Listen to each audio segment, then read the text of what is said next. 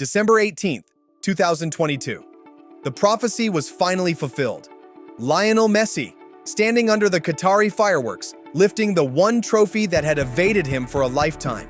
It felt like the perfect closing scene to the greatest movie ever written. 7 goals, 3 assists, a nation's 36-year wait, ended by its savior. In that moment, the debate was over.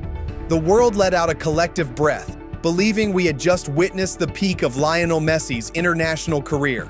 It was the ultimate mic drop, the perfect moment to walk away into immortality. But football rarely follows predetermined scripts. Messi has never operated within conventional limits. Despite completing football, he wasn't done. Not yet. As the 2026 World Cup draws near, Lionel Messi is preparing to lead Argentina to glory once again, this time in North America. But the question remains, can he actually do it? Can he shock the world one more time? Motivation. To understand 2026, you have to rewind the rivalry.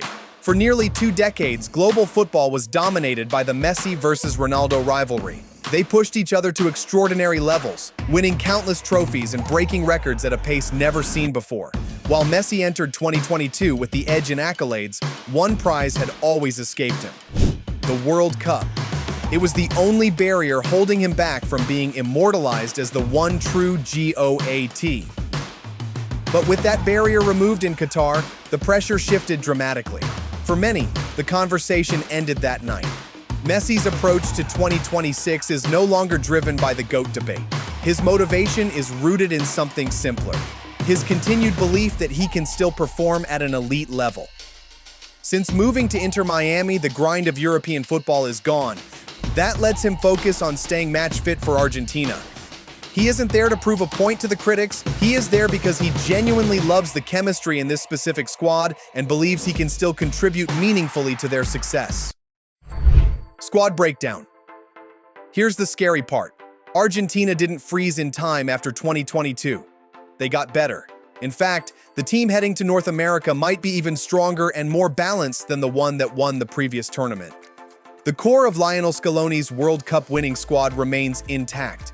Key figures like Emiliano Martinez, Christian Romero, Rodrigo de Paul, Enzo Fernandez, Alexis McAllister, Lautaro Martinez, and Julian Alvarez still form a cohesive unit. These aren't just returning players. They are stars currently leading some of the biggest clubs in Europe. Take the midfield, for example. In Qatar, Enzo Fernandez and Alexis McAllister were young breakouts. Today, they are seasoned Premier League generals. Enzo's ability to control the tempo from deep and McAllister's tactical intelligence allow Argentina to dominate possession against almost anyone. Up front, Julian Alvarez has matured into one of the most versatile forwards in the world, capable of pressing relentlessly for 90 minutes, a trait that is crucial for covering Messi's lack of defensive output. But it doesn't end there. Beyond the core, Argentina's fresh wave of talent is a frightening sight for opponents. Rising stars like Nico Paz, Alejandro Garnacho, Thiago Almada, and Valentin Barco provide extra flair. Garnacho in particular offers a direct, explosive threat down the wing that Argentina lacked in previous years. Their emergence ensures that the team is no longer reliant on Messi to do everything. Instead, the team maximizes collective strength, allowing Messi to simply be the finishing touch. Concerns and tactics. And having that youthful energy around him is non-negotiable, because the Messi we will see in 2026 has fundamentally changed. At 39, his style has shifted entirely away from explosive dribbling or intensive sprinting. We rarely see the 40-yard runs that defined his youth. His influence now comes from vision, creating chances, positioning, and decision-making. He's still among the best in the world, but without a specific structure around him, he risks becoming a defensive liability, especially against young, high-pressing sides. Scaloni's system provides exactly that. It has balance and adaptability. Argentina can deploy various formations: the 4-3-3, the classic 4-4-2, or a 3-at-the-back system, and switch between them mid-game depending on the opponent. The high work rate of the midfield bodyguards, De Paul, McAllister, and Enzo, covers the ground Messi vacates. On top of that, the defense is solidified into one of the meanest in international football. Christian Cuti Romero has established himself as arguably the best aggressive center back in the world, while Lisandro Martinez offers elite ball-playing ability from the back, and behind them stands Emiliano Martinez. Dibu isn't just a shot stopper, he is a psychological weapon. His presence in penalty shootouts gives Argentina a statistical advantage before the first kick is even taken. This combination of tactical flexibility and psychological edge makes them incredibly difficult to beat in knockout football. Knockout path. So what does the road to the final look like? It won't be simple. The expanded 48-team format introduces an extra knockout match and increases unpredictability. Argentina has been drawn in Group J against Austria, Algeria, and Jordan. While Austria under Ralf Rangnick could offer a high-pressing test, Argentina is expected to top this group comfortably. The round of 32 presents a likely matchup with the runners-up of Group H, which should be Uruguay. That is a massive hurdle early in the tournament. Uruguay, known for their intensity and physical aggression, would turn that match into a war of attrition.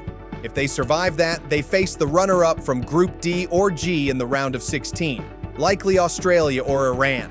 On paper, the Albiceleste advances, but things get considerably more difficult in the quarterfinals. If the bracket holds, Messi could face a familiar foe, Cristiano Ronaldo's Portugal. Picture the scene. The two greatest players of their generation, meeting one last time on the world's biggest stage. It would undoubtedly be the most watched game in the history of the sport. Portugal has a squad overflowing with world-class talent, and that match would be a coin toss. If not Portugal, strong sides like Colombia, Switzerland, or Italy could be waiting in the final 8. In the semifinals, Argentina could face the winner of a massive clash between England and Brazil. Neither would be an easy opponent. England's young generation will be in their prime, and Brazil will be desperate to end their 24-year wait for glory.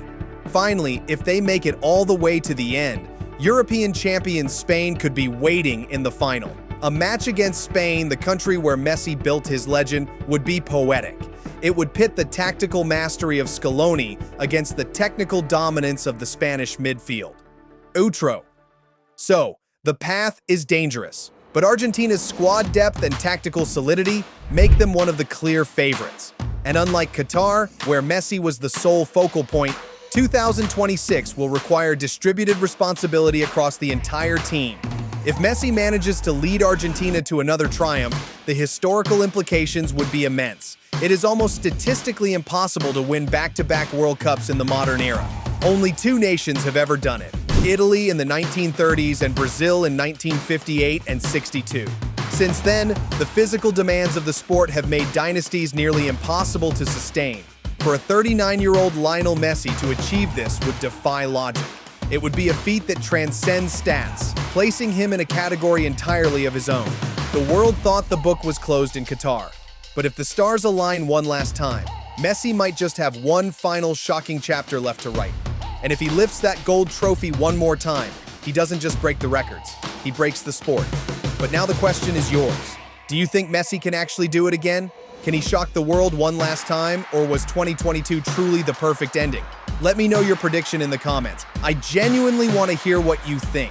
And if you enjoyed this breakdown, make sure to like, subscribe, and stay tuned. More World Cup stories are coming, and this journey is just beginning.